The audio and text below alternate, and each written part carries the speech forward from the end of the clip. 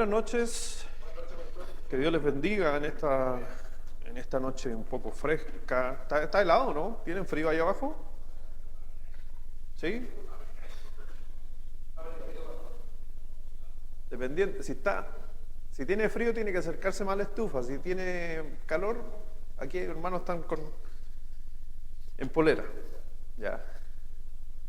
Y eso que hemos prendido una nomás. ¿Se imagina con las tres? Estaríamos en polera aquí. Bueno, quiero invitarle a abrir su Biblia. Estamos haciendo el estudio del libro de Judas, el libro que está antes de Apocalipsis. Y vamos a hacer un pequeño repaso. La semana pasada al final anduve medio rápido, me fui medio rápido y quedan cosas muy interesantes que a veces hay que conversar y aprender y estudiar. Siendo de que Judas, ustedes saben que Judas es un apóstol y rara vez lo estamos mencionando como un apóstol, estamos más acostumbrados a las cartas paulinas, siempre andamos, el apóstol Pablo, y rara vez decimos el apóstol Judas. Este es el apóstol Judas que escribió. En él tenemos cosas que son interesantes porque, como les venía enseñando, hay cosas que Judas es el único libro que habló cosas que ningún otro libro habla. Esas son cosas interesantes. Por ejemplo, Judas hace mención de que Satanás con Gabriel estuvieron disputando el cuerpo de Moisés cuando murió. No lo menciona ningún otro libro. Otra de las cosas que menciona Judas, por ejemplo, es que así dice, así profetizó el profeta Enoc. ¿Y dónde profetizó Enoc eso? No hay ninguna mención en toda la escritura de una profecía de Enoc. Pero Judas hace mención de que sí había una profecía de Enoc y él la está anunciando aquí. Entonces hay cosas que son muy interesantes de este libro. No se olviden que la palabra de Dios es inspirada por él, así que la tenemos ahí, por alguna razón están ahí, pero hay pasajes donde encontramos esta pelea que hubo de ángeles en ese tiempo y vamos a estar aprendiendo. Quiero invitarle a abrir su Biblia en el libro de Judas y vamos a hacer un pequeño repaso del versículo 8 en adelante hasta llegar a los versículos que vamos a estar viendo hoy. Pero no se olvide que Juan, ¿se acuerdan las cartas de Juan? ¿Cuál era el tema central de las cartas de Juan? El tema central de las cartas de Juan, ¿se acuerdan? ¿Qué estaba hablando?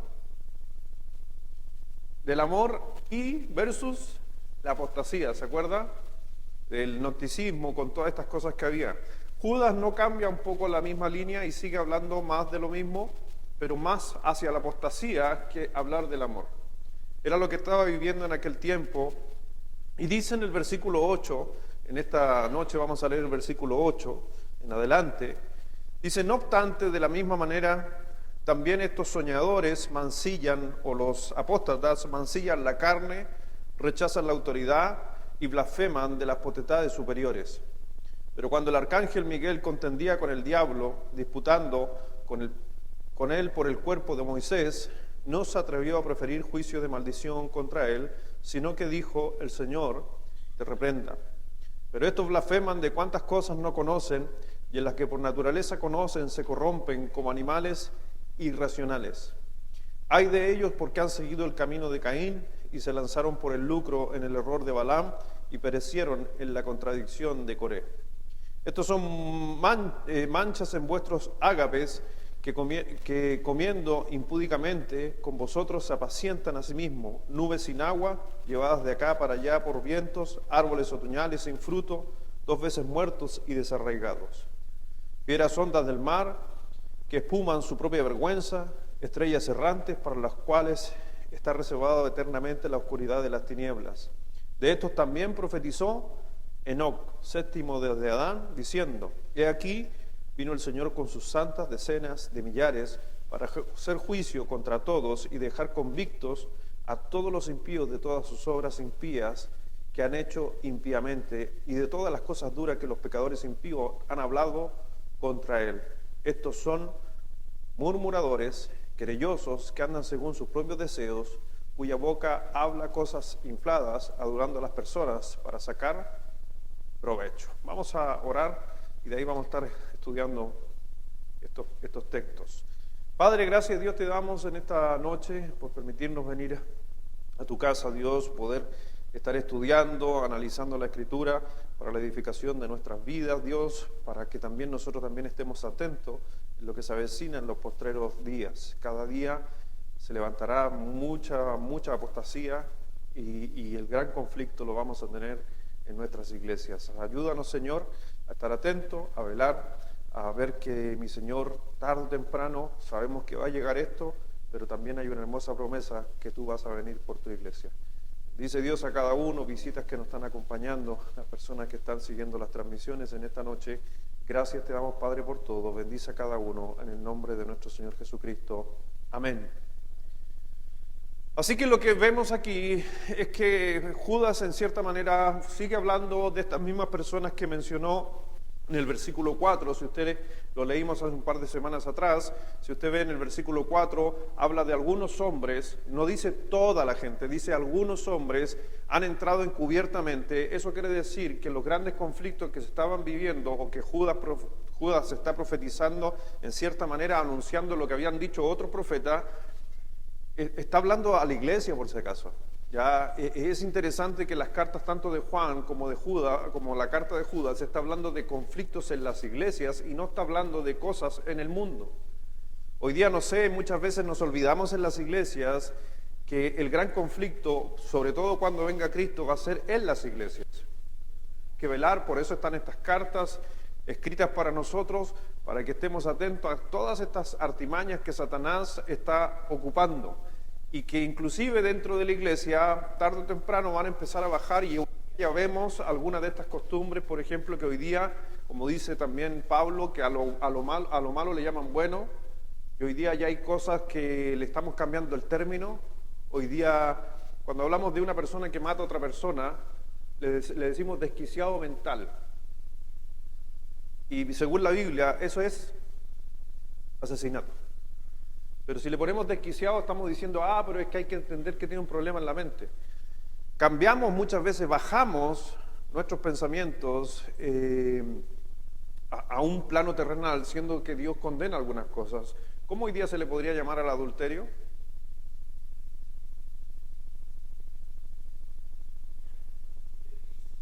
Un desliz. Muy bien, hermano, excelente, un desliz.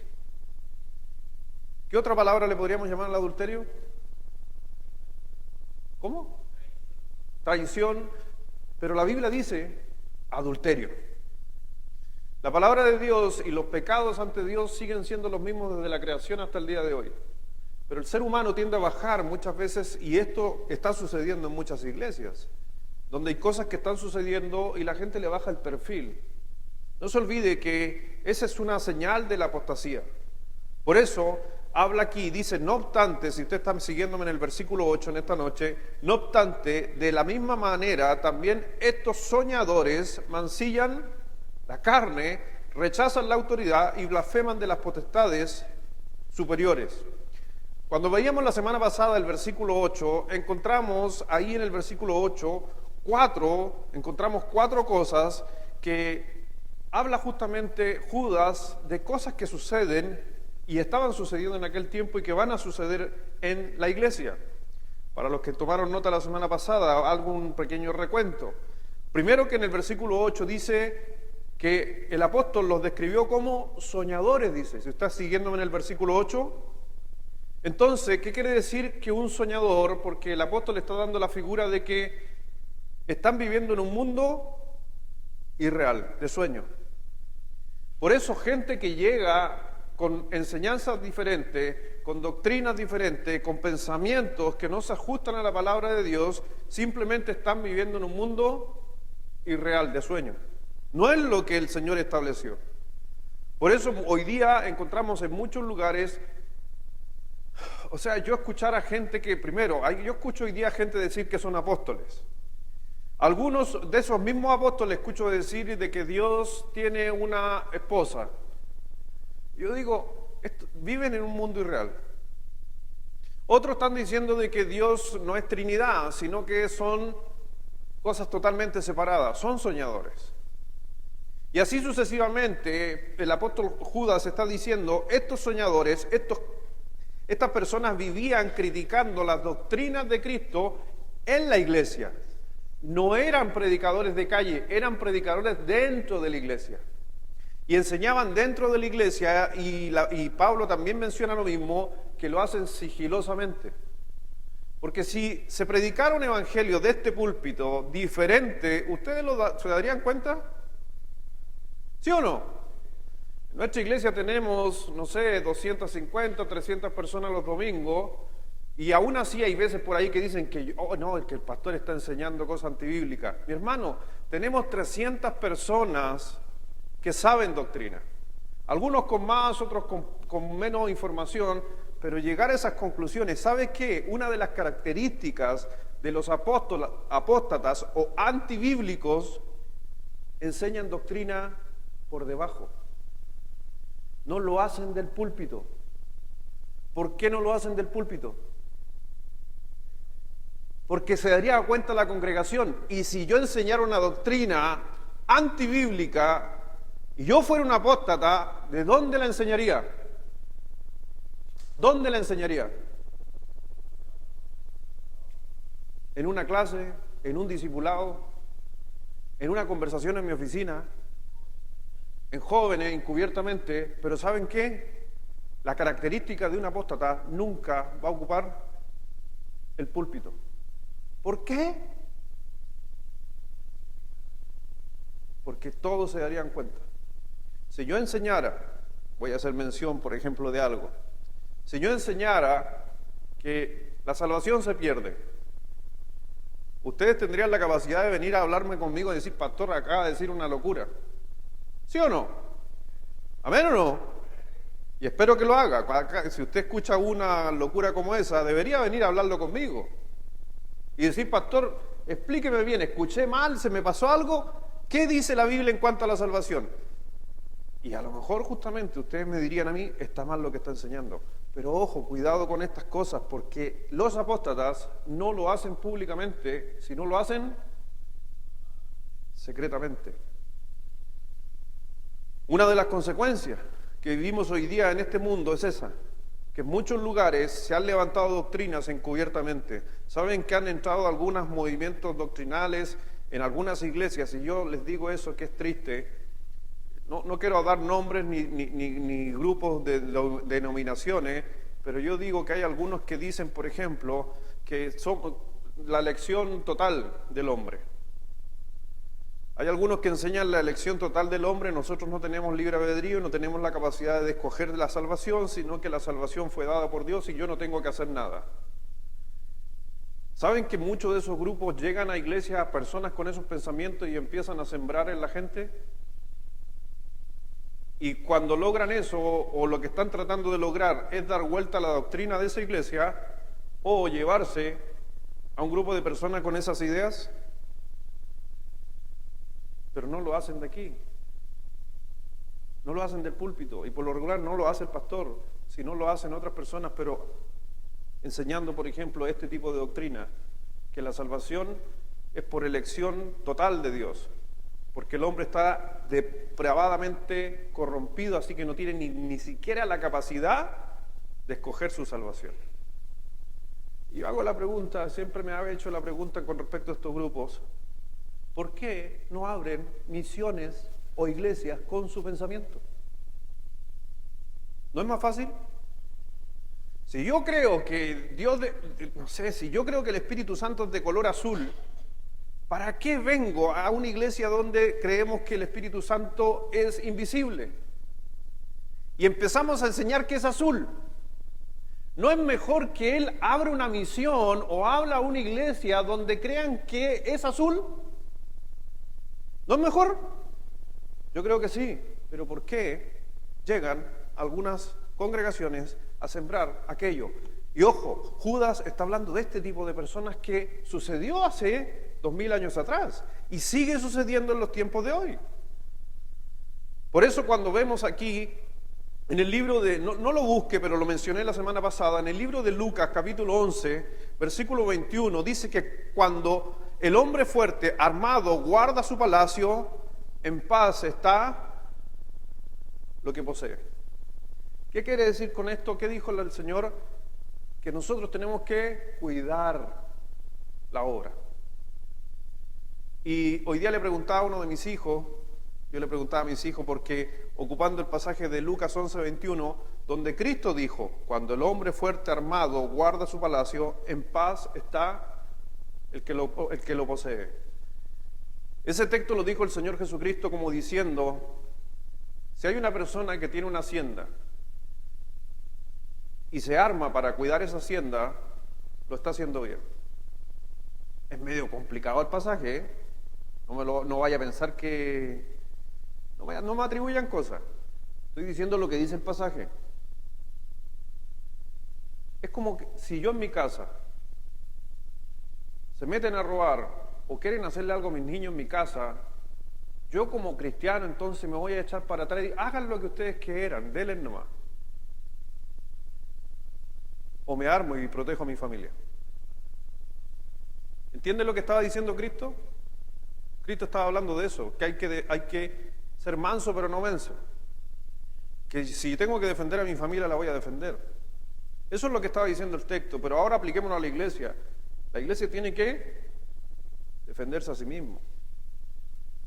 Pero no me malinterpreta que hay veces que me gustaría defenderme, pero también a veces hay tiempo de guardar silencio. Nosotros tenemos que discernir un poquito aquello. Entonces le preguntaba a mi hijo, le dije a mi hijo, al Vicente, le dije, Vicente, respóndeme esta pregunta. Piensa que yo soy un joven y te vengo a decir a ti como líder, Vicente, ¿yo puedo andar con un arma y defenderme? Y mi hijo que me dijo, no, pues no podía andar con arma. Ya le dije yo, pues yo estaba estudiando este pasaje, entonces me dijo, no podía andar con arma. Ah, ya, le dije yo, ¿te acuerdas cuando a Jesús lo iban a tomar preso? ¿Te acuerdas o no? ¿Y qué hizo Pedro? Sacó un arma. ¿Y qué le dijo el Señor Jesucristo?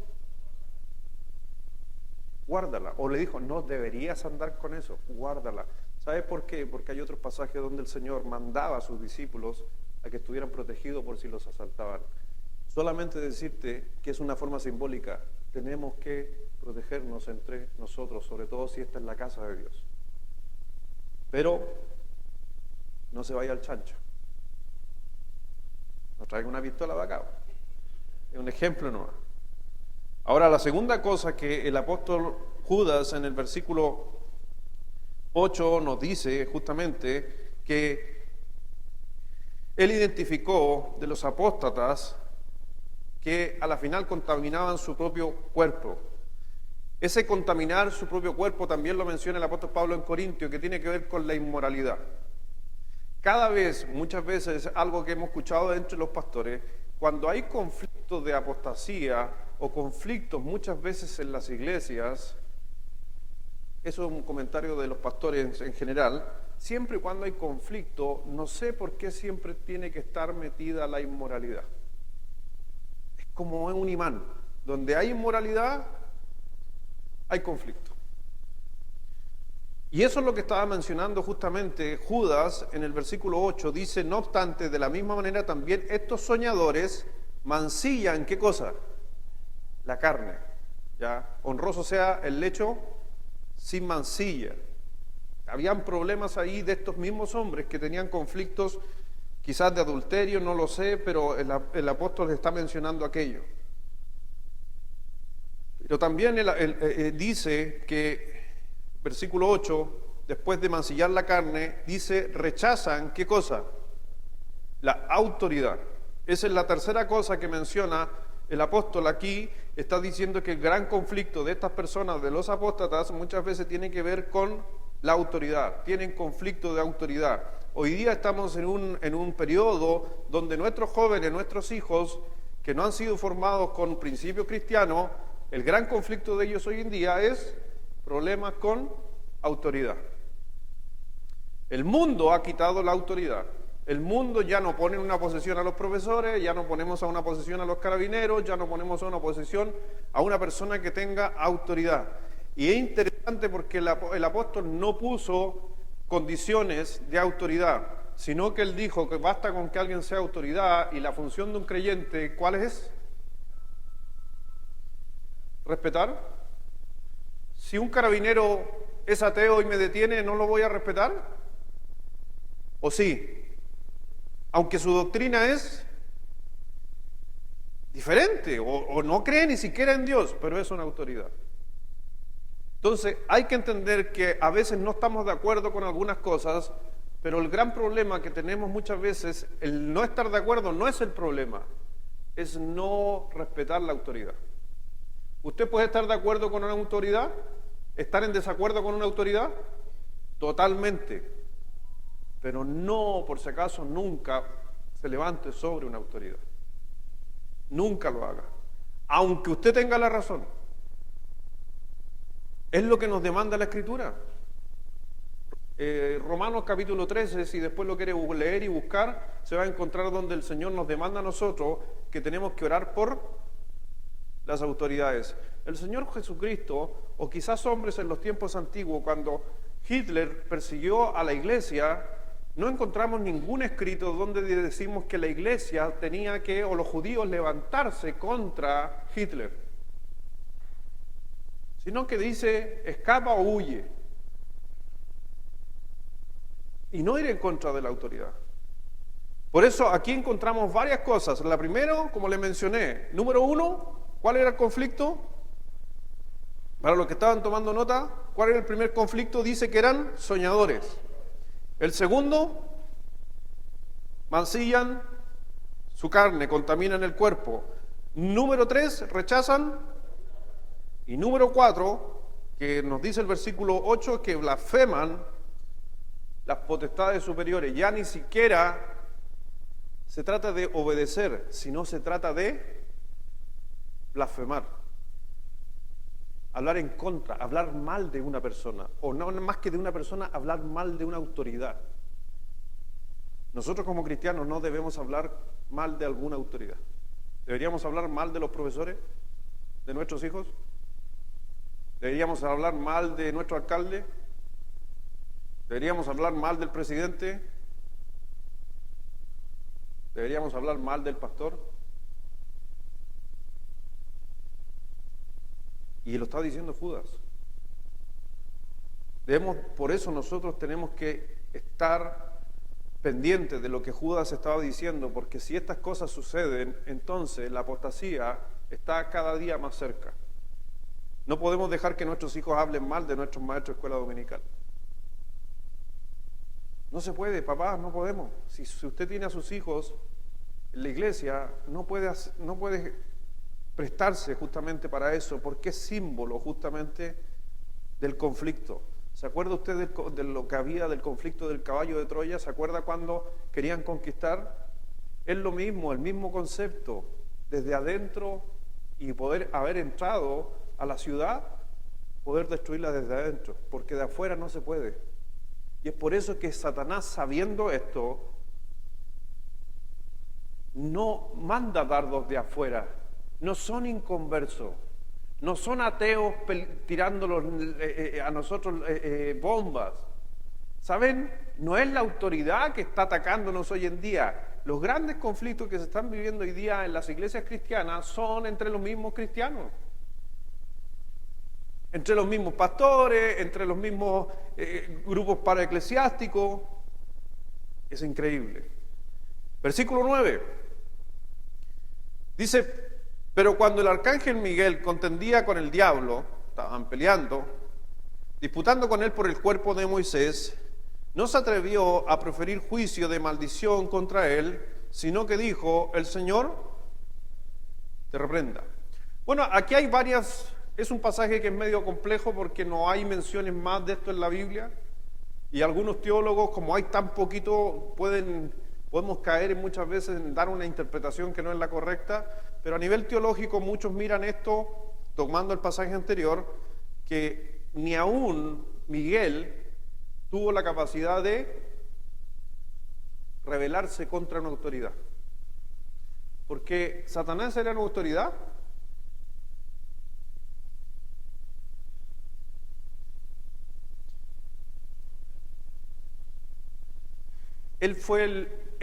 Satanás, es el ángel que estuvo sobre todos los ángeles. Él tenía y tiene, por lo que estamos viendo en Judas, la autoridad máxima. No creo que tenía, ¿sabes por qué? Porque Miguel podría haberlo, y lo dice, podría haberse ido encima de Satanás el ángel Miguel, pero tomó la decisión ¿por qué? Porque era una autoridad que perdió su condición delante de Dios, pero no delante de los ángeles, y eso concuerda muy bien con lo que yo le estaba explicando recién. ¿Miguel estaba de acuerdo con Satanás? ¿No? ¿Tenían pensamientos totalmente opuestos? ¿Tenían doctrinas diferentes? Pero Miguel sabía que él era una autoridad. ¿Y qué hizo? Lo respetó, pero ojo, el respeto tiene que ser obviamente conducido bíblicamente, porque una cosa es respetarlo, pero la otra parte es la interesante, sino que tomó la decisión mejor de decirle que el Señor se encargue. No yo, que el Señor se encargue.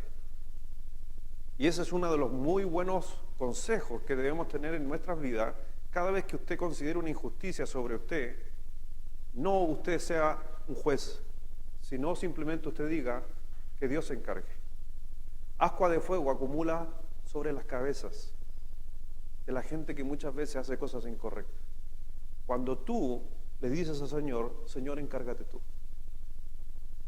Y eso es lo que estamos encontrando aquí, cuando más allá de la discusión, porque se estaban disputando el cuerpo, quizás no sé qué quería Satanás o qué quería lograr, o quizás Satanás quería tomar el cuerpo y hacer un mausoleo y para que toda la gente adorara a Moisés. No tengo idea qué quería Satanás, pero algo quería.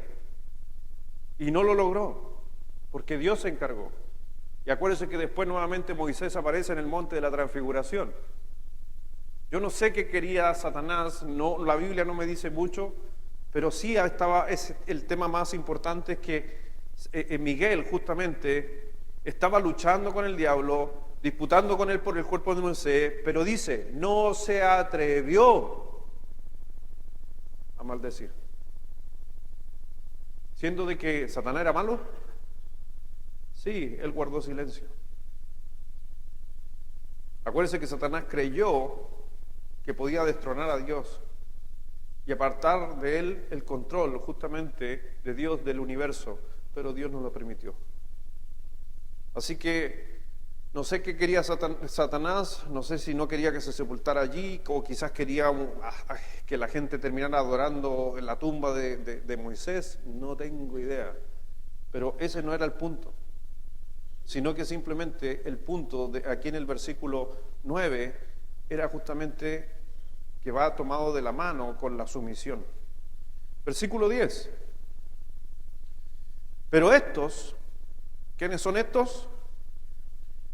Los que están trayendo falsa enseñanza en la iglesia. Estos blasfeman de cuántas cosas que dice, no conocen, y en las que por naturaleza conocen, se corrompen como animales irracionales. Este versículo es muy interesante cuando usted lo puede descifrar en el griego, porque en el español dice cosas que conocen y cosas que conocen y no conocen. Las dos palabras que aparecen como conocer y no conocer en ese texto son totalmente diferentes la una de la otra. Entonces dice que lo que conocen se equivocan. Imagínense las que no conocen. ¿Por qué ha escuchado hablar de ciencia usted? Para que algo se transforme en ciencia, ¿sabe qué tiene que tener? Una de las condiciones para que digamos ¿qué es ciencia? Es que tiene que comprobarse reproduciendo, con la reproducción de lo que usted cree en un experimento. Si no se reproduce, solamente pasa a ser una teoría. Hoy día podemos comprobar la evolución. No, por eso se le llama teoría de la evolución. Porque no se puede repetir. No se puede repetir científicamente. Entonces, por eso es teoría. Pero cuando se hablan de ley, es porque se comprobó. Y Judas está diciendo que estas personas se equivocaban discerniendo lo que conocen. Por ejemplo, dijo por ahí Spurgeon una vez, no necesito, dijo un gran predicador, dijo, no necesito que me digan que la miel es dulce, porque basta con que yo experimentar el sabor en mi lengua, sé que es dulce. Él lo experimentó, Spurgeon se echó un poco de miel a su lengua y experimentó que era dulce. Entonces, ¿hay que enseñarle que la miel es dulce? No, porque él lo conoció. Y ahí se está refiriendo en el pasaje, si usted se da cuenta, está hablando de lo natural. Dice, en la parte B, dice, pero estos blasfeman de cuántas cosas no conocen, que no se puede reproducir. Acuérdense que los gnósticos tenían el concepto de conocimiento. Mientras más conocimiento podrían ser salvos, mientras más conocimiento podrían llegar a ser dioses. Pero dice, en las que por naturaleza, la segunda parte, en las que por naturaleza conocen, se corrompen igual. O sea, hasta con ciencia están mal. Y lo que no es ciencia, ¿qué es lo que no es ciencia? Es que ahí está el problema. Para ellos estaba bien, pero para nosotros, ¿cómo tú me puedes reproducir? Te voy a hablar especialmente a ti. ¿Cómo tú me puedes reproducir el amor hacia mis hijos en un microscopio?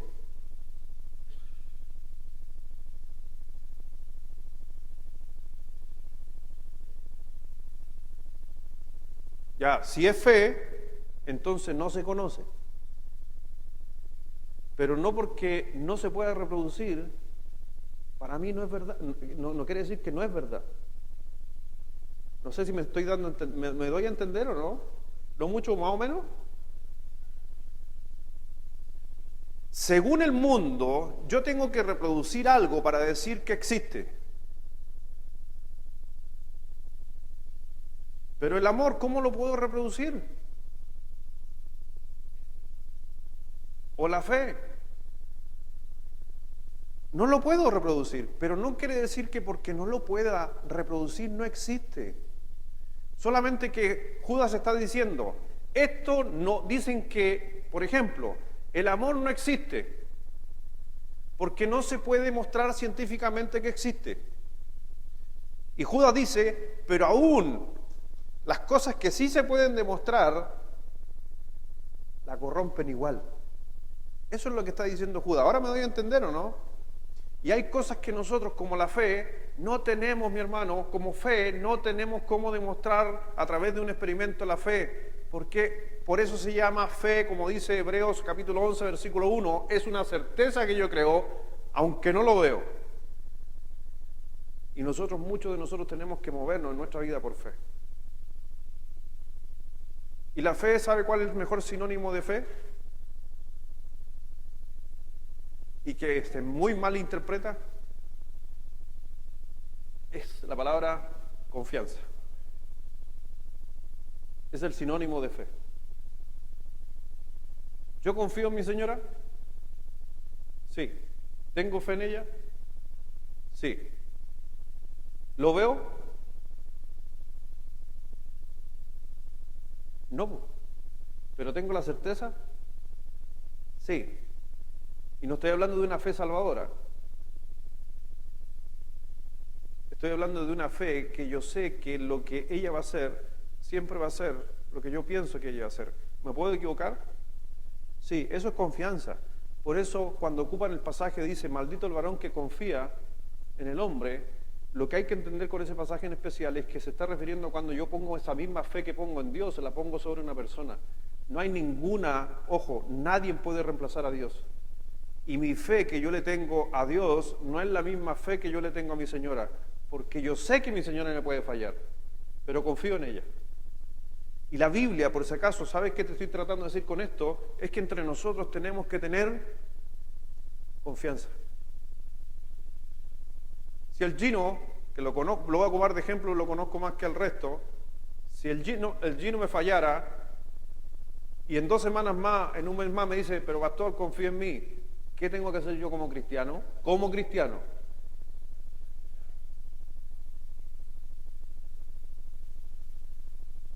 Tengo que confiar.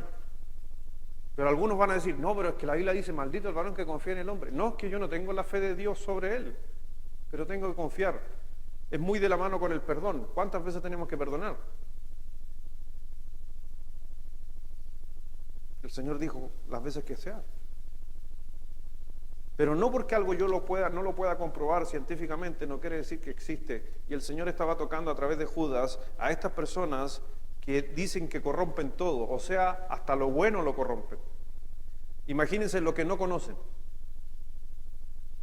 A eso se está refiriendo Judas. Entonces vemos ahí en el versículo 11, donde hay un ay. Ese ay es interesante. Cada vez que la Biblia habla de un ay, siempre son juicios. Dice, ay de ellos, porque han seguido el camino de Caín y se lanzaron por el lucro del error de Balaam y perecieron contra la contradicción de Coré.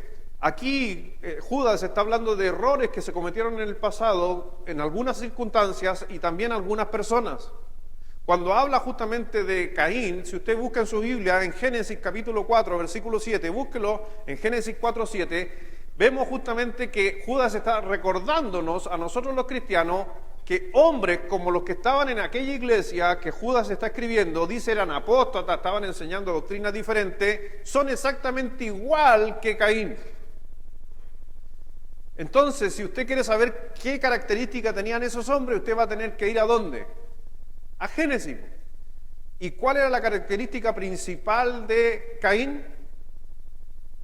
¿Qué dice usted? ¿Encontraron en Génesis 4:7? ¿Qué dice? A la 1, a las 2 y a las 3.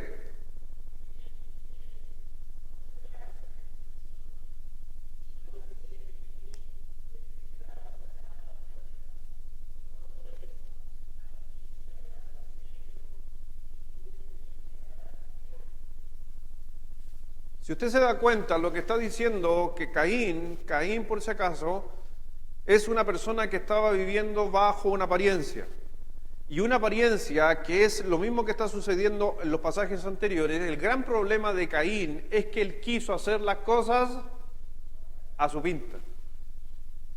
Porque Dios les dijo, yo quiero un sacrificio. Abel trajo un sacrificio, pero Caín trajo el fruto de su tierra. Caín quiso hacer una religión a su pinta. Y el gran conflicto que tenía Caín era por la maldad que había en su interior. Si usted lea en Primera de Juan, capítulo 3, busque Primera de Juan 3, en el versículo 12, nos habla, justamente el apóstol Juan nos está diciendo, ojo, miren a Caín. ¿Y cuál era el problema de Caín? Que en su corazón se había metido, ¿quién? Satanás le había plantado ideas justamente a él. Y nos dice ahí en el versículo 12 del capítulo 3, que su interior, su pensamiento era malo. Pero por fuera, ¿cómo era Caín? ¿Era buena persona o mala persona? Por fuera era buena. El problema no es lo de afuera, sino el problema es lo de adentro. ¿Por qué? Él no fue con un sacrificio a donde Dios, comillas, no fue a la iglesia, comillas, estoy parafraseando con lo de hoy día. Caín no entró por el día domingo por la puerta y entró con lo mejor que traía al Señor y cantó alabanza y ofrendó porque trajo una ofrenda. Pero ¿qué había el problema? El problema no era lo externo, sino el problema era lo interno. Ahí está hablando de que hay personas que, por eso le digo, ¿cómo estos hombres de Judas o de Juan estaban en las iglesias?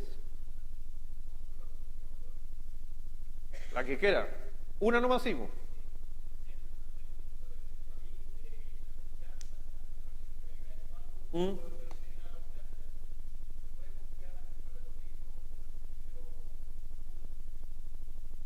¿Cómo? Para ver, me perdí. Sí.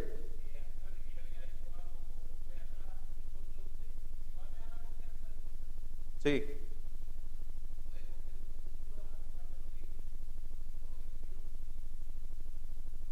No, que lo están confundiendo.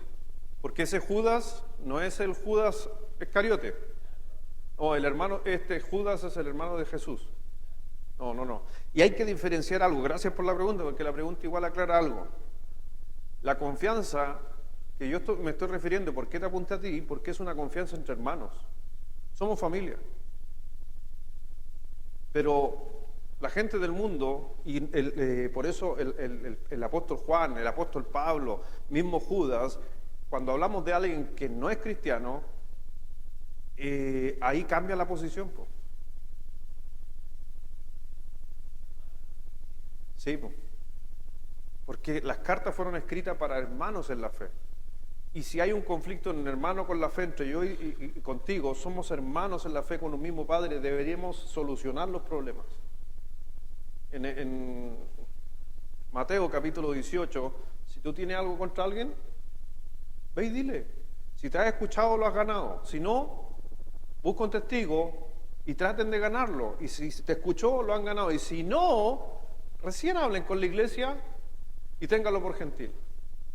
O sea, hay muchos pasos de lo que la Biblia habla para que no se generaran conflictos en la iglesia. Y el gran conflicto que hoy día tenemos muchas veces en las iglesias cristianas es que nuevamente, Caín, empezamos a hacer las cosas a nuestra pinta y no a la manera que Dios estableció en la Escritura. Si yo tengo un conflicto contigo, ¿qué es lo que me demanda la Escritura? ¿Cuántos? Dos nomás, yo y contigo nomás. Si yo te dijera, estáis loco, Gino, estáis loco, estáis mal. Traer dos o tres y hablan. Pero siempre el hablar con alguien, ¿para qué es lo que es? Para llegar a un acuerdo y solucionar. No para destruir. Esa es la gran diferencia muchas veces que a veces buscamos o podemos traer testigos para destruir. Tenemos que traer testigos para solucionar. Cuando yo hablé hace un tiempo atrás en una de las clases que hice de diáconos, los diáconos, ¿para qué llegaron? Había murmuraciones sobre los apóstoles que estaban desatendiendo a las mujeres. ¿Se acuerda? A las viudas. Y el Señor a través del Espíritu Santo dijo, buscad 7 varones llenos del Espíritu Santo. ¿Para qué? Para que dejen de murmurar. Cada vez que hay conflicto, el liderazgo se tiene que levantar para solucionar. Porque Dios quiere la solución. Pero ¿qué nos dice la Escritura? Que cuando vienen personas, y estaba hablando de personas apóstatas, totalmente alejadas de Dios, como Caín, que nos dice, ustedes leyeron ahí o lo miraron ahí en 1 Juan 3:12, que lamentablemente Caín quería seguir su propia religión, sus propias ideas. En el caso de Balaam, porque también lo menciona, ¿cierto? Balaam, para los que están tomando nota, en Números 22, versículo 17, Balaam se entregó justamente en agradar a ¿quién? Al rey Balac. Y porque le estaba ofreciendo plata. Entonces, ¿qué dice?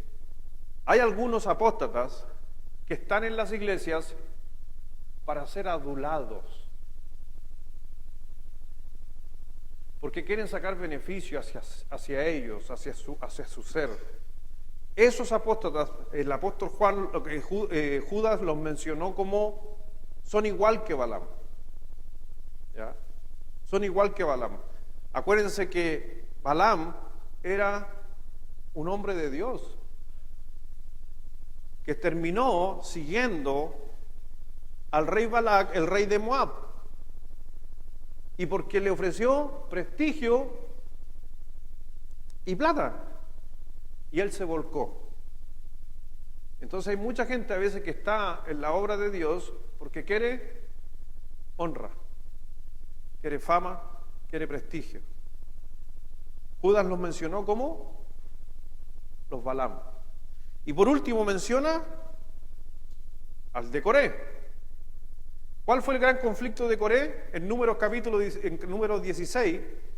En número 16 está el conflicto de Coré. El gran conflicto de Coré justamente sucede por no someterse a la autoridad de Moisés y Aarón.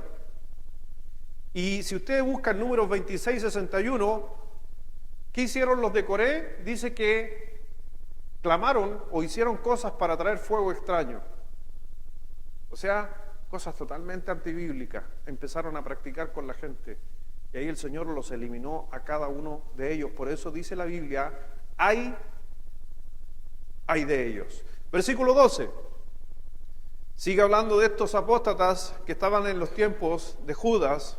Y dice ahí en el versículo 12, estos son manchas en vuestros ágapes. La palabra ágapes es la palabra en el griego para amor. Pero no se olvide, y si usted quiere linkear esta palabra de 12, que diga esta palabra 12 del versículo 12, ágape, tiene que hacerlo con Corintios capítulo 11. ¿Se acuerda que en la cena del Señor, 1 Corintios capítulo 11, había una cena, la Santa Cena, versículo 23? Pero antes del versículo 23, el apóstol Pablo empieza a hablar de otra cena. ¿Lo ha leído? ¿Sí o no? Ya, vamos a 1 Corintios 11, para que me entienda ese pasaje.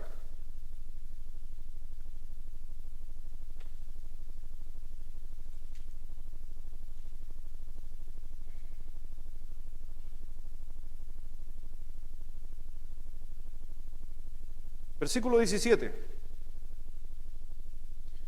Pero el anunciaros esto que sigue, no os alabo, porque no os congregáis para lo mejor, sino para lo peor.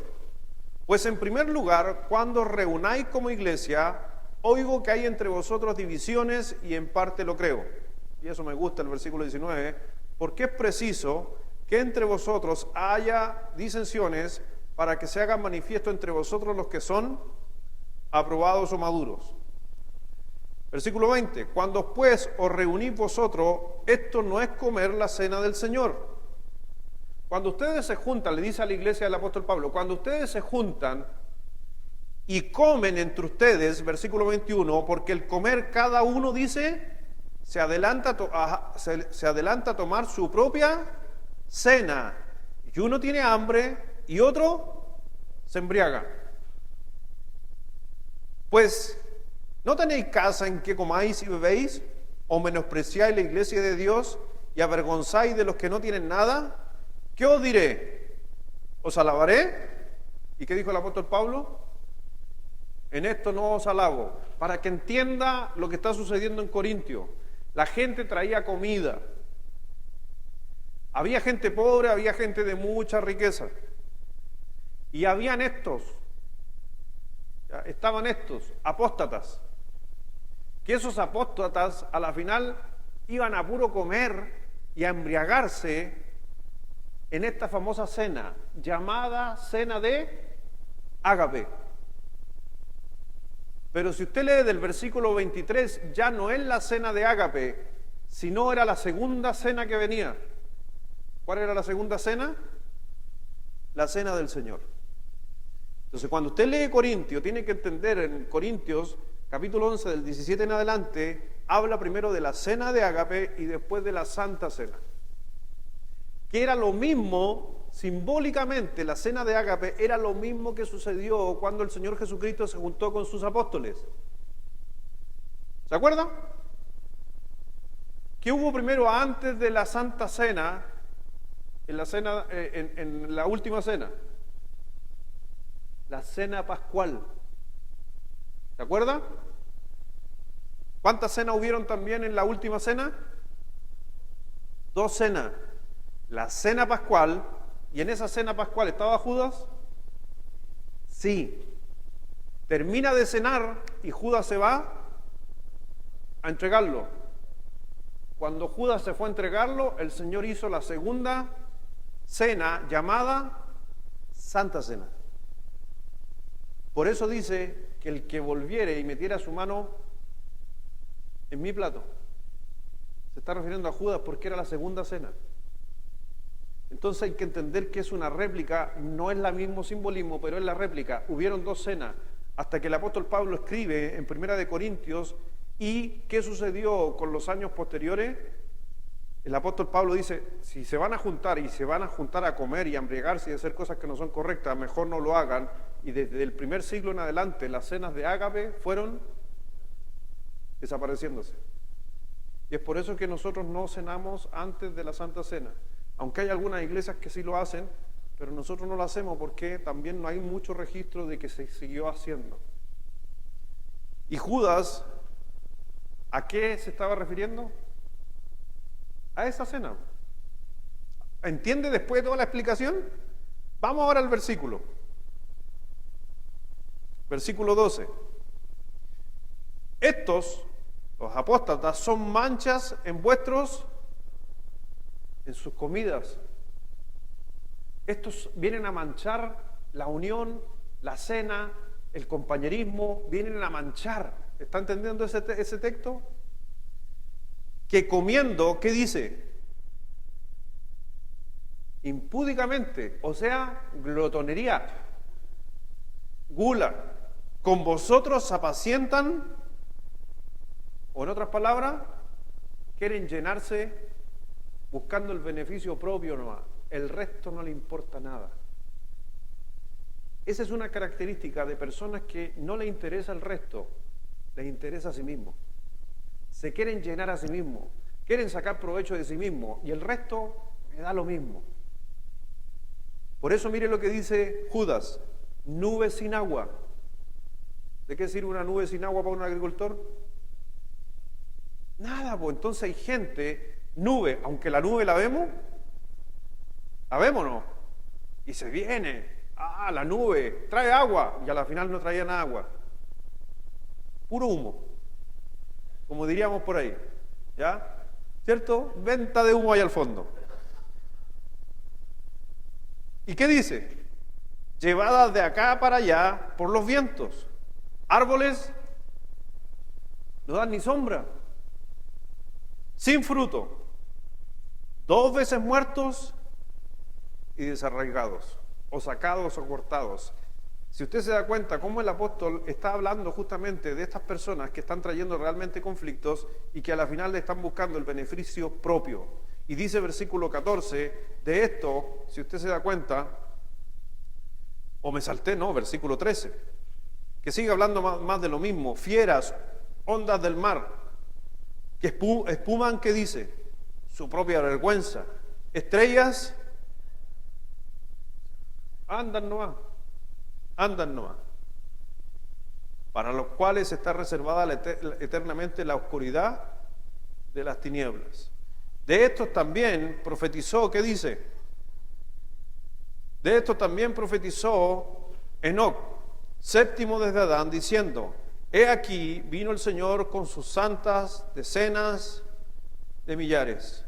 Algunos piensan, por ese caso, que se está refiriendo a la segunda venida.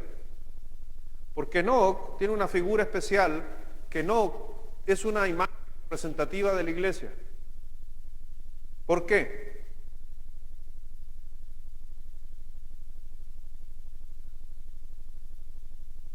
Ya lánzate nomás, Susi, a ver, lánzate. ¿Qué dijiste? Ya, ¿cómo va a ver? Ya, Enoc se fue y caminó con el Señor, ¿cierto? ¿Por qué está simbolizado Enoc? ¿Con quién? Con el arrebatamiento, con la iglesia. ¿Quién dijo el arrebatamiento por ahí? El Marco, pues, con el arrebatamiento, con la iglesia. Porque Enoc, acuérdense, Enoc estaba bajo la ley o antes de la ley. Entonces no está dentro del judaísmo, está antes del judaísmo. Entonces Enoc es una figura de la iglesia. Enoc fue llevado, ¿cierto? Arrebatado, estando vivo.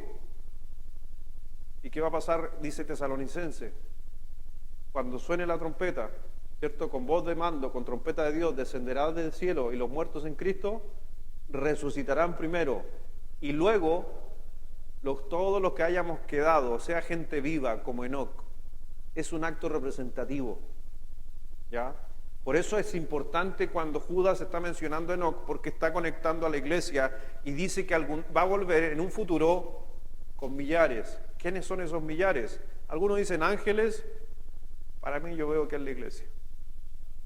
Los salvos, la gente salva, la gente que conforma la iglesia. Vamos a volver con el Señor. Por eso dice, de esto también profetizó Enoc. Ahora, ¿dónde profetizó Enoc esto? Aquí van a rajar vestidura algunos. ¿Dónde profetizó esto Enoc? En el libro de Enoc. Es un libro apócrifo. No se asuste ni raje vestidura, no porque no esté el libro de Enoc en el canon, es porque Dios así quiso que no estuviera. Nosotros tenemos lo que necesitamos saber y lo tenemos en nuestra mano y es inspirado. Pero hay otros libros como el de Enoc, donde sí en ese libro que estuvo escondido, se alcanzó a leer, se dice que se leyó hasta como al año 200 el libro de Enoc y después desapareció. Y después se volvió a encontrar en el año 1700, aparecieron unos pequeños manuscritos, hasta que en el año 1947, si no me equivoco, fue encontrado justamente por estos pastores en las cuevas. Y ahí apareció el libro de Enoc. ¿Se menciona esta profecía ahí? Sí. Pero como nosotros, como te digo, es un libro que está, no necesariamente usted necesita quebrarse la cabeza, solamente que si está aquí, es lo que necesitamos saber. Nada más. Y él justamente, Enoc, dentro de, si usted algún día tiene la posibilidad de leer el libro apócrifo, hay cosas interesantes, otras que son unas burradas por si acaso, pero él habló justamente, Enoc en su libro habló de los falsos maestros que iban a venir en un futuro. Así que es fácil conectarlo cuando usted lo lee justamente, lee este pasaje. Versículo 15. Dice, para hacer juicio contra todos y dejar convicto a todos los impíos de todas sus obras impías que han hecho impíamente y de todas las cosas duras que los pecadores impíos han hablado contra él. A la final el término declarado convicto simplemente son personas que son declaradas convictas o presas simplemente porque están desprovistos de un temor a Dios, no creen en Dios. Esta gente, estos apóstatas, enseñaban que Cristo no era Dios. Enseñaban que el ser humano podía llegar a ser un Dios. Eso es no tenerle temor a Dios. Y el Señor aquí a través de Judas se le está diciendo, estas personas con estas apostasías simplemente son personas que van a estar en su vida, siempre van a estar convictos, van a estar presos. Y que van a ser juzgados, como dice el versículo 15 al final, dice, y de todas las cosas duras que los pecadores impíos han hablado contra él, el Señor justamente va a tratar con ellos. Por eso a la final Enoc estaba profetizando a algo que hasta el día de hoy sucede muchas veces con personas que quieren quitar la deidad de Dios. Hoy día en algunos sectores por aquí, 2 cuadras más allá, hay personas que dicen que el Espíritu Santo es una fuerza. Eso es una apostasía. Debería decir amén usted a eso, por si acaso, porque cuando se dice una verdad como esa, uno tiene que decir amén. El Espíritu Santo es Dios, el Espíritu Santo no es una fuerza, no es una fuerza, pero en algunos lugares se dice que es una fuerza. En otros lugares, en una otra iglesia dicen que el Espíritu Santo es la esposa de Dios. Eso es una blasfemia. Es una iglesia coreana que empezó a mandar misioneros por todo el mundo. Hoy día hasta una iglesia aquí en La Serena tienen donde dicen que el Espíritu Santo es la esposa de Dios. Y, ojo, va gente. Entonces, Judas no nos está hablando de cosas extrañas, son cosas que están sucediendo ahora. Versículo 16. Estos son, ¿qué dice? Murmuradores, querellosos, que andan según sus propios deseos, cuya boca habla cosas infladas, adulando a las personas para sacar provecho. Eso es una de las cosas que en realidad llaman la atención cuando yo leí este pasaje. Características de personas que realmente están alejadas. Dice, estos son murmuradores. Mi hermano, no murmure, por favor. Acuérdese de lo que sucedió en Coré. Lo mencioné recién. Uno de los grandes conflictos fue porque murmuraron. Dice, estos son murmuradores. Es que estaba leyendo la querelloso, está bien adelantado. Estos son murmuradores, querellosos. ¿Sabe qué es querelloso? Que se andan quejando. Murmuran y se quejan. Número 3. Que andan según sus propios deseos, o sus propios pensamientos, o sus propios anhelos. Número 4. Cuya boca habla cosas. Ahí yo podría meter un montón de cosas. Se jactan de algunas cosas, se inflan en su espiritualidad, son mejores que todos. Y la última parte, adulando a las personas. ¿Sabe que esa es una de las cosas que tenemos que tener cuidado entre nosotros mismos? A mí, yo lo he dicho otras veces y yo sé que hay gente que lo hace de mucho cariño, mucho aprecio, pero hay mucha gente a veces que me dice, pastor, todo bueno el mensaje, pastor. Y yo le digo, ya, gracias hermana, pero el Señor no va, pero en mi cabeza es, Señor, perdóname, porque yo nunca he querido tomar tu lugar. Porque en realidad los predicadores, el que predique, no tiene que buscar lo suyo.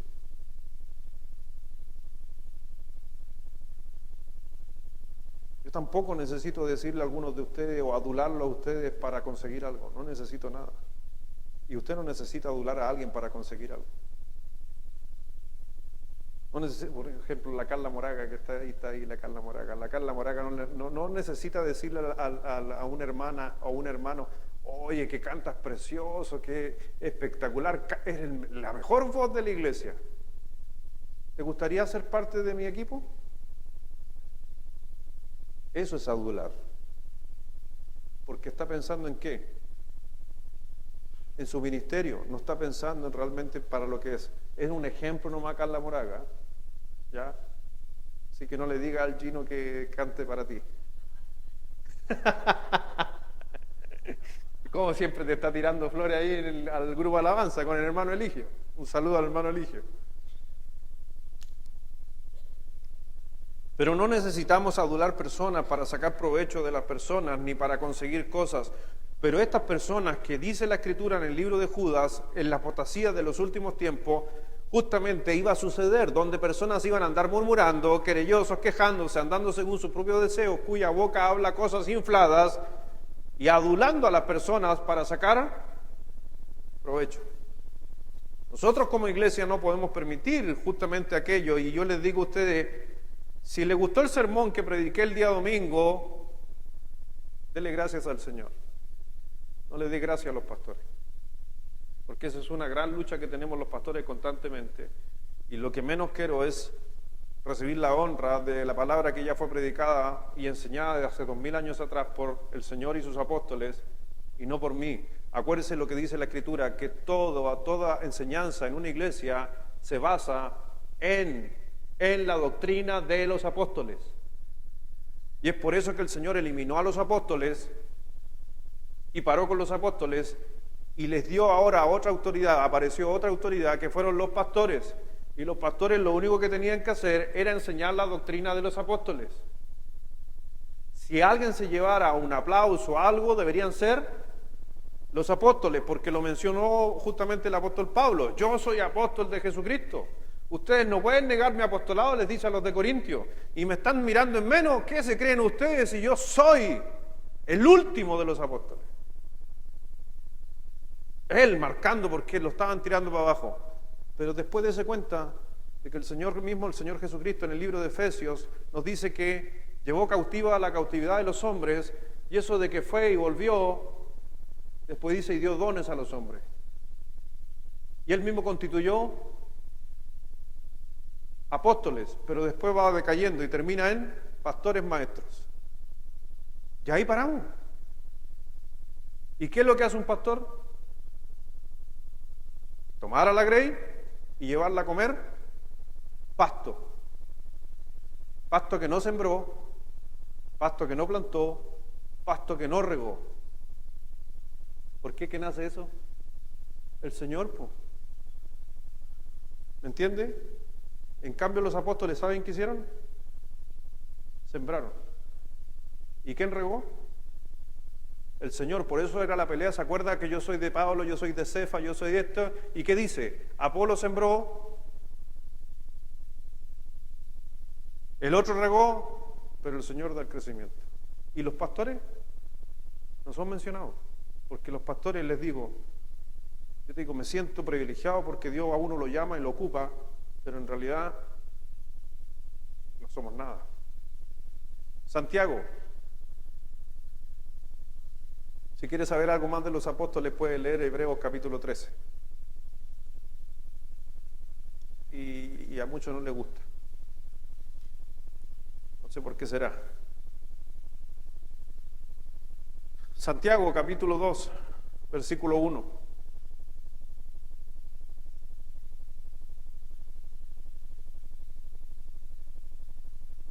Termino con este pasaje.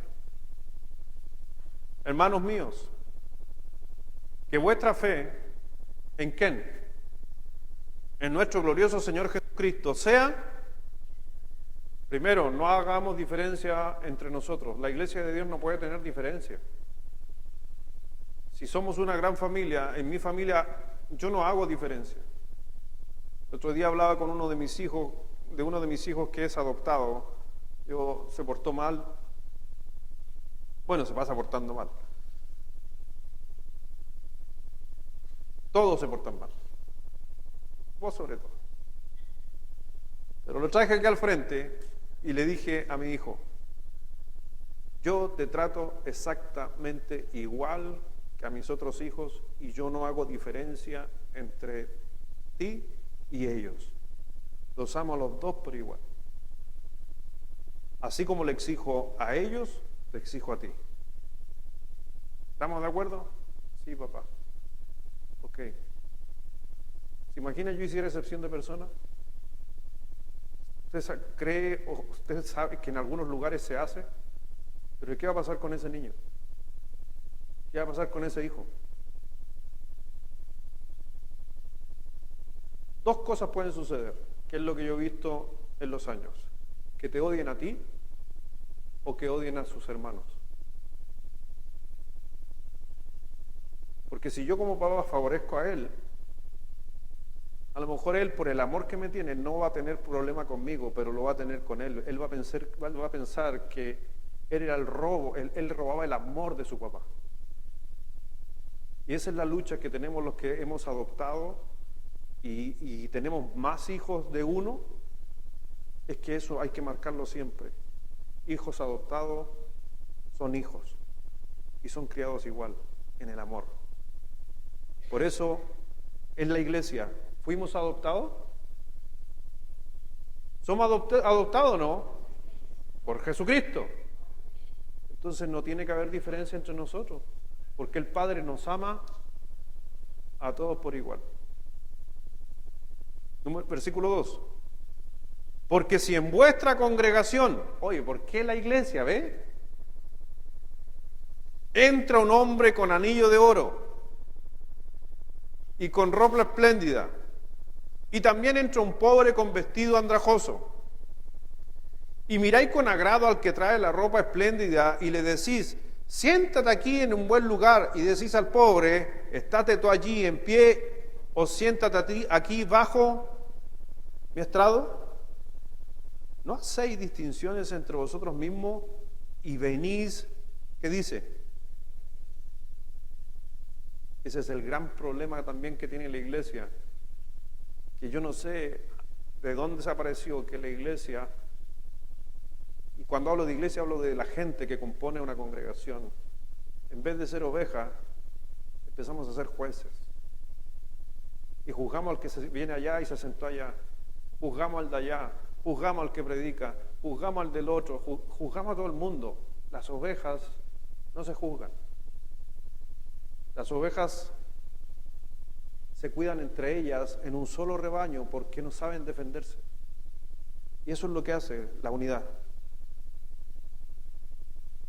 Versículo 5, hermanos míos, amados, oíd, ¿no os ha elegido Dios a los pobres de este mundo para que sean ricos en fe y herederos del reino que ha prometido a los que le aman? Pero vosotros habéis enfrentado al pobre. ¿No os oprimen los ricos y no son ellos los mismos que os arrastran a los tribunales? Y así sucesivamente va a seguir leyendo hacia abajo, donde dice, ¿por qué beneficiamos a personas por un cargo, por una posición, por cómo vienen vestidas, cuando al final del día son ellos mismos los que te van a traicionar? Por eso no tenemos que hacer excepción de personas.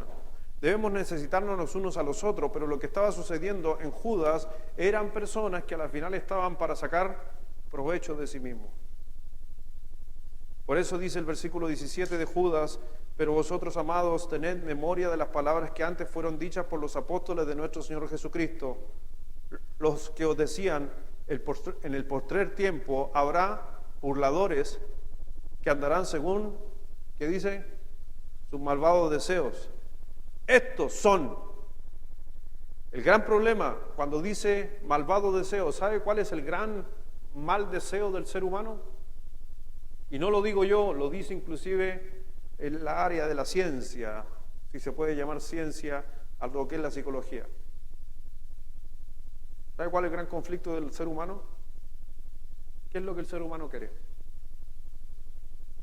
Bien, Marco. Ese es el gran conflicto de las divisiones. Poder. El gran conflicto de las peleas en los matrimonios. Poder. El gran conflicto en los negocios. Poder. Estos son los que causan divisiones, los sensuales, que no tienen al espíritu, les dijo el Señor, espíritu con mayúscula, quiere decir que eran personas no salvas. Pero vosotros, amados, edificados sobre vuestra santísima fe, orando en el Espíritu Santo, conservados en el amor de Dios, esperando la misericordia de nuestro Señor Jesucristo para vida eterna. A algunos que dudan, convencerlos. A otros salvad, arrebatándolos del fuego, y a otros tened misericordia, con temor, aborreciendo aún la ropa contaminada por su carne. Y aquel que es poderoso para guardaros sin caída y presentados sin mancha delante de su gloria, con gran alegría, el único y sabio Dios, nuestro Salvador, sea la gloria y majestad, imperio y potencia, ahora por todos los siglos. Amén. Vamos a orar. Padre, gracias Dios, te damos por tu palabra, gracias Dios por este hermoso libro que nos advierte como iglesia que en los postreros tiempos van a suceder conflictos. En los postreros tiempos van a llegar doctrinas de demonios, en los postreros tiempos, personas que buscan honra. Por eso, Dios, recuérdanos estas palabras, haznos pensar que nosotros somos parte de un cuerpo y que estas palabras fueron para advertirnos y estar alerta y mantenernos firmes en el camino del Señor. Padre mío, perdóname, Señor, si a veces he tenido actitudes que tienen que ver con estos hombres. Perdóname, Señor, si a veces uno busca cosas o hasta uno a veces hasta murmura muchas veces, Dios. Por eso, Padre mío, quita cualquier pecado, cualquier cosa que haya en la vida de uno o de alguien aquí presente, que a la final hay que entender, Señor, de que es tu iglesia. Es tu iglesia y pagaste un precio el más alto. Derramaste toda tu sangre por cada uno de los que estamos aquí. Ayúdanos, Dios, a tener sabiduría para conducirnos de buena manera en la casa de Dios. Ayúdanos, Señor, para poder simplemente estar estar en un solo cuerpo, unidos, fortaleciéndonos los unos a los otros. Ayúdanos, Dios, a que no nos transformemos en jueces muchas veces de la gente ni de las personas, sino simplemente, como dijo el ángel Miguel, que el Señor tome parte de los asuntos y no Él. Gracias, mi Señor, descansamos en ti, porque sabemos, Padre mío, que siempre, siempre, Dios, donde hay palabra tuya, siempre va a estar Satanás oponiéndose. Bendice, Dios, esta noche, bendice nuestras vidas. En el nombre de Jesús. Amén.